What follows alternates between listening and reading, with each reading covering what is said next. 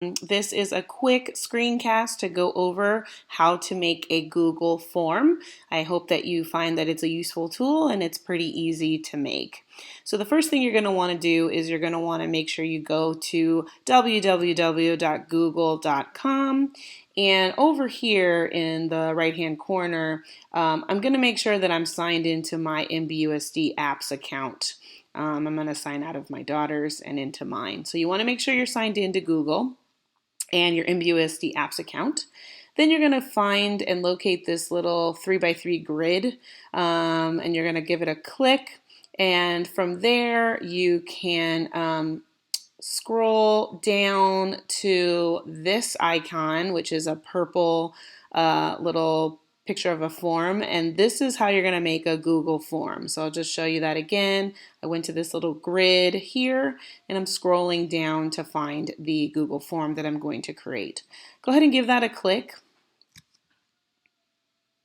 From there, I can make a blank Google form, or I can use a template from the template gallery. I'm going to keep it pretty simple because most people are going to be using this ticket as an attendance form or a way to track student attendance. So I'm just going to make it blank and I'm going to click it.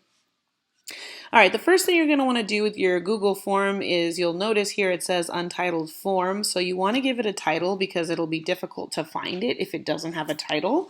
So I'm going to just give it a working title like Mrs. Oh my goodness, I'm on all caps. Mrs. Gring's English 9 attendance. You can name it pretty much whatever you want, whatever works for you. You can also give your form a description. Sometimes teachers like to put in instructions, something like fill this form out every day to track attendance. And you can use this feature to your liking. All right, so from there, I'm going to take my cursor and I'm going to click in this upper left-hand corner. And just by clicking it, automatically the title that I've created is going to populate there. So now I've got it. Just a quick note about Google, it does automatically save, so you don't have to save over and over again like in Word, in case you didn't know that.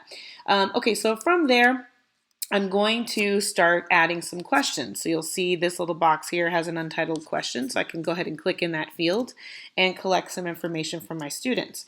Maybe my first question is going to be, what is your first name? And you want to be careful, make sure your questions are clear so that you're really collecting the information that you want and you're not confusing students unnecessarily. So I'm going to put, what is your first name? Don't really know why I capitalized it. And from there, this field, this type of a question, what is your first name? A short answer would be appropriate. So you're going to leave that there, and that just allows the students to put their actual name in. I'm then going to put in, what is your last name? And same thing, it's going to be a short answer type of a question. Some other information you might want to collect. Some teachers like PE I know are doing a daily check-in of what activities they're doing for PE. So you could say that. What activities did you do today?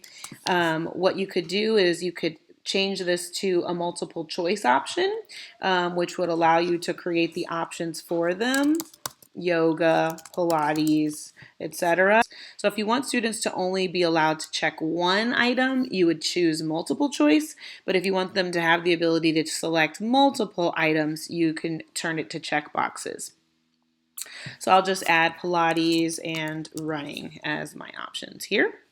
Another question you're likely want to collect from students is the period. So what period is your English class? English 9 class. And again, I can make this multiple choice. So I can just make it numbers if I want. And it'll also just, there's smart technology on this form, so it sort of is sensing what I'm writing, and I can just click add all. So now I've got periods 1 through 5 already here. If I teach a period 6, I can add that. I can also delete a period. Let's say I don't teach a period 2 by just selecting the X here. So you kind of get the picture of the types of questions that you're going to ask. Oh, one thing I wanted to show you is you can also customize the theme of your form. If purple is not your steez, you can change the colors if you'd like and kind of get creative there. You can also utilize those templates we talked about prior. Before I send, I'm going to go ahead and check my settings. So there's a gear right here. By default, this checkbox will be selected, the one that says restrict to users in Manhattan Beach Unified School District. I usually like to turn that feature off just because students are going to be navigating away from their NBUSD apps account for various reasons. Maybe they're more comfortable with their Gmail, their personal Gmail. By restricting it, you're going to get students sending you tons of emails saying they can't open the form. So I just take that off because it will really save you the headache of students not being able to access your form. Then this box here, you can limit their response to only one response. I also think this should not be selected because if you send out one link every day, students can still go to that same link and tap in for attendance, and they don't have to receive a new link every time. So I would recommend that you have both of these boxes not checked or unchecked. I'm going to go ahead and save those settings, and now I'm ready to send. So when I click send, I'm going to go here to this paperclip icon, and it's going to give me the link to send out to students. You can select this little box here that says shorten the URL, and that's just kind of easier to collect a shorter link. From there, I'm going to hit copy. So now I've copied it onto my clipboard. Now, a couple of teachers asked some really good questions. How do I is it possible for me to share my link on some of my learning management platforms? And I wanted to show you how to do that. So for example, in Canvas, you could do it by logging in. So let's say I'm William Brown. I've copied my attendance form, and now I'm logged into my Canvas account, my Canvas portal. So I'm going to click on the class that I'd like to embed this link into, and you can embed it in a number of ways. You can embed it in an announcement. Simply click the link on the side panel announcement and go ahead and click the plus sign in the upper right hand corner to add the announcement. And from there, I can title this Daily Attendance. And I can embed the link right there. And if I'm a student, I would then be able to click in Canvas under Mr. Brown's announcements and take attendance there. And you would simply just save the changes that you made down here. You can also put the check-in into an assignment. Same thing, you would click assignments, you can add an assignment, and then from there, in my assignment description, I can embed the link there. And down at the bottom, I'll save after I've made all of my adjustments to the assignment. And be sure and publish if it's an assignment so that students can actually see it. I wanted to quickly show you another way you can embed the link if you are using Google Classroom. All right, so let's say this is my classroom that I'm going to embed the link, and so I've logged into my Google Classroom. I've clicked on it, and right here on the live or the stream, I can click share, and I can copy and paste my link there as well for people to see, and I would just post it, and that way students would then be able to click from that link. The last thing I want to show you guys is how students will then be able to respond to your form. So let's say now we're switching roles and I'm a student in Tara Grings' preschool class, and I'm going to click here to take attendance or check in for attendance.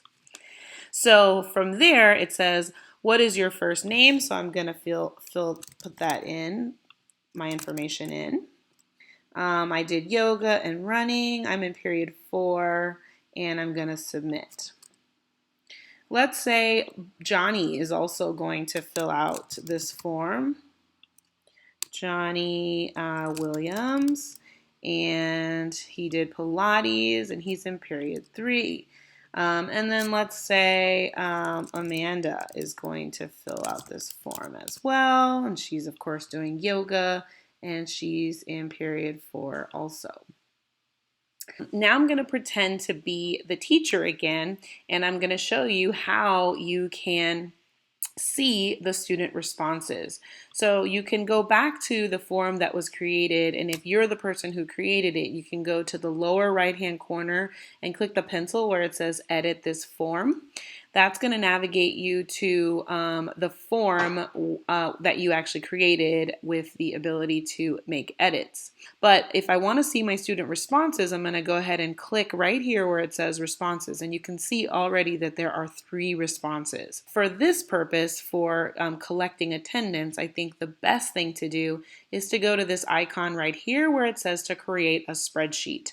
So I'm going to click this, and what that's going to do, first it pops up and asks me, do I want to create a new spreadsheet? Yes, I do. So you'll click create new spreadsheet.